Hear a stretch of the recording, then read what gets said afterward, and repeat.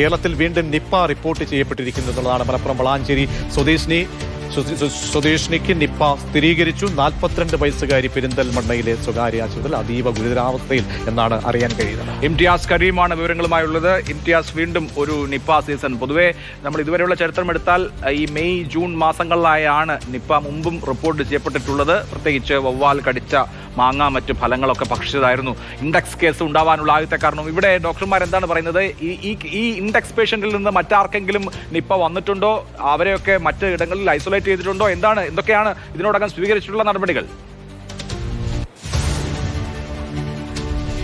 അഭിലാഷ്, പ്രജീഷ്, അല്പസമയം മുൻപാണ് മലപ്പുറം വളാഞ്ചേരി സ്വദേശിനിയായിട്ടുള്ള 42 വയസ്സുള്ള സ്ത്രീക്ക് നിപ്പ സ്ഥിരീകരിച്ചു എന്ന ഒരു വിവരം ഇപ്പോൾ പുറത്തു വരുന്നത്. പെരിന്തൽമണ്ണയിലെ സ്വകാര്യ ആശുപത്രിയിലാണ് ഈ സ്ത്രീ ഇപ്പോൾ വെന്റിലേറ്ററിൽ അതീവ ഗുരുതരാവസ്ഥയിൽ ചികിത്സയിലുള്ളത്.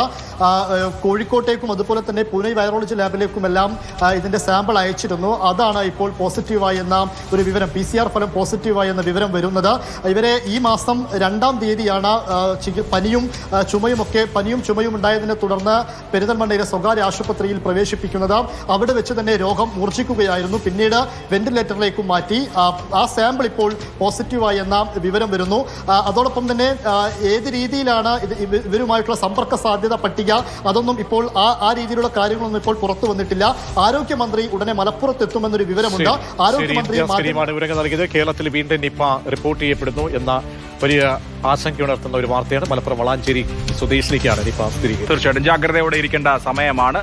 ആ ജാഗ്രത നമ്മുടെ ജീവൻ മുമ്പ് രക്ഷിച്ചിട്ടുണ്ട്. സമാനമായ വിധത്തിൽ ഇപ്പോൾ വളാഞ്ചേരിയിൽ 42 വയസ്സുകാരിക്കാണ്. അവർ പെരിന്തൽമണ്ണയിലാണ് ചികിത്സയിൽ കഴിയുന്നത്. അപ്പോൾ ആ മേഖലയിലുള്ള ആളുകൾ ജാഗ്രതയോടെ സൂക്ഷ്മ